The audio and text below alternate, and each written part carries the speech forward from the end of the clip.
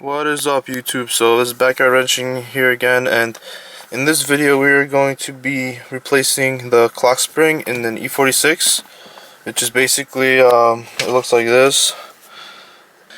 One day all of a sudden my button stopped working, horn stopped working, and I got the airbag light on my dash. So if this happens to you, chances are is that your clock spring wires are damaged and you need to replace the clock spring. So basically I found this on eBay for like 20-30 bucks. I didn't want to buy a new one which costs over 100, so I'm gonna just see what happens. See, hopefully this one is good and it works. Okay, so I think this is a really easy thing to do, really easy DIY, so we'll get to it.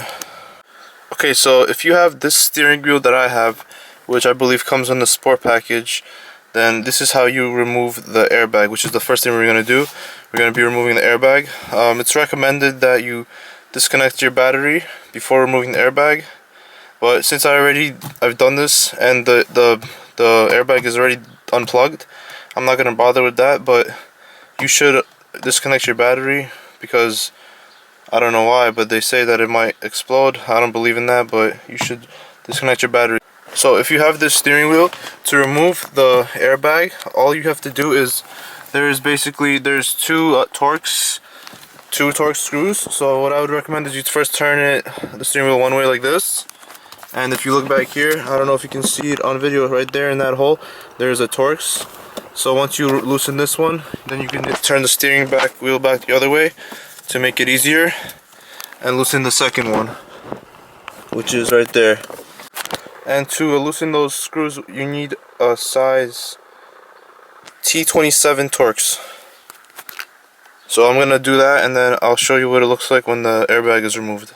Alright, so I loosened those two screws. One thing I like to know is that you don't have to remove the screws. They kind of stay in there, unless I don't think they come out, they stay in there. So just loosen them until they're completely loose, and then you can remove the airbag like this.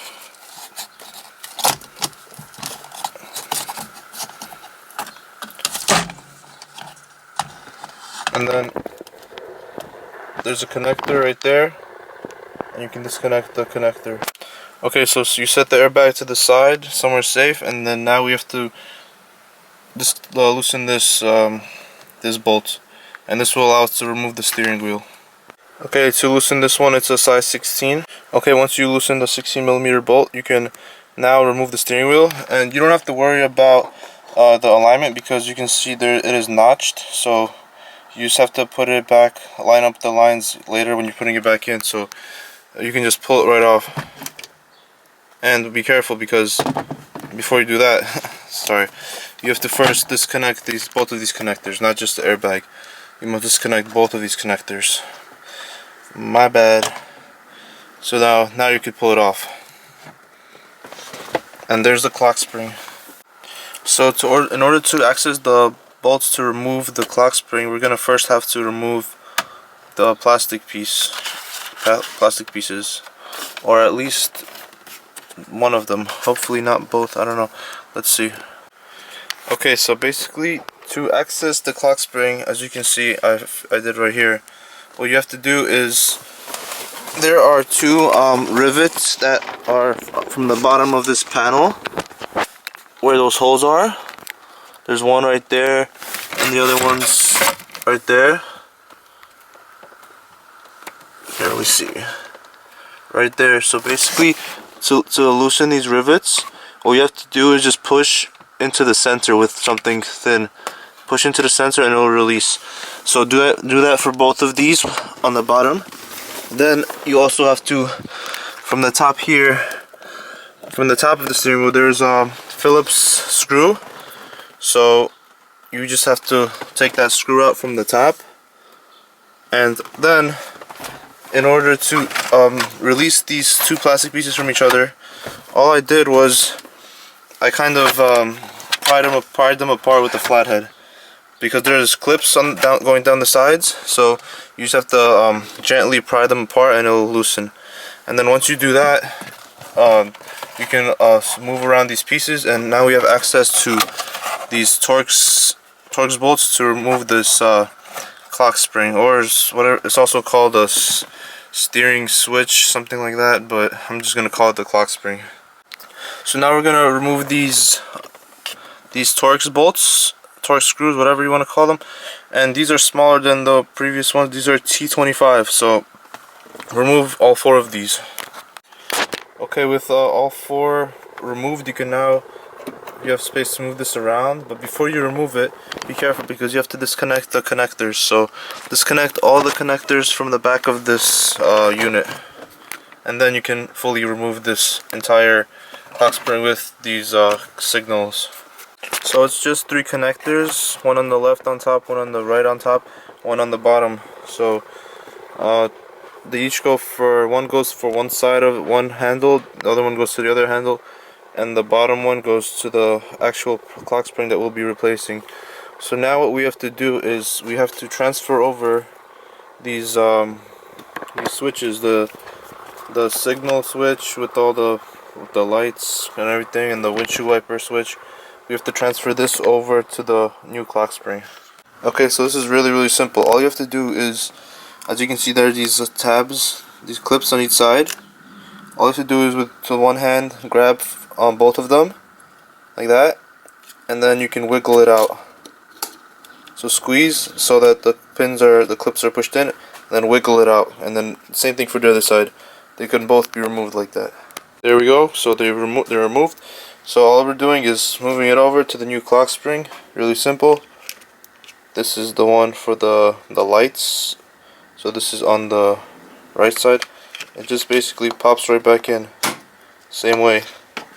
The other one, same thing. Pops right in. Make sure it clips in.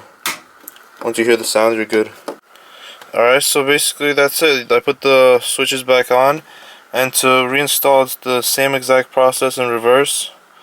One thing, make sure that these connectors are pointing upward. So basically this metal clip thing should be where the gap is in the plastic. So that should be there, and it's kind of restricted from going anywhere else. So make sure it's like that. Other than that, basically reconnect the connectors, put the clock spring unit back on, put the Torx screws back in, and then basically put the steering wheel back on, reconnect the airbag, and it should work. So we'll see what happens. Hopefully my controls on the steering wheel work again. I've been driving without him for a long time, so it's gonna be nice to have a horn now. Hopefully it works. Let's see. Okay, so while I was putting it back together, I removed this bottom plastic piece, and I realized that there's all this unnecessary styrofoam, and there's this metal piece here. I have no idea why it's here, but I find it as a nice little easy weight reduction. So I'm gonna basically just remove these pins and remove this styrofoam with this metal piece on it, because I find it unnecessary. But you guys could put it back if you want. I don't care. I'm just gonna remove it. So yeah. Okay, one more thing I'd like to note. So there's a reason why this has to be pointing upward and these things have to be oriented the way they are here, is because they have to go into those holes of the steering wheel. So make sure you do that. Don't force anything in. Make sure you align that, and also make sure you align that little line of for the steering shaft. Align those 2 lines, so then you'll have perfect steering. Alright, so now that there's power going to these connectors, I'm gonna disconnect my battery to be safe, because I don't want this thing exploding in my face when I plug it in. So I'm gonna disconnect my battery, and yeah, I already know that the steering controls work because I plugged this in, and the volume button works. So everything else probably works. So also one more thing, make sure you guys check this. So check if the signal thing works, so that when you signal and you turn back right, it should turn it off. Otherwise there's something wrong with the clock spring. It should work both ways. So to the right, you hear that click, that means it works. To the left, it works. Alright, so I got it all back together. So now I'm gonna connect the battery back, and hopefully the airbag doesn't explode. We'll see.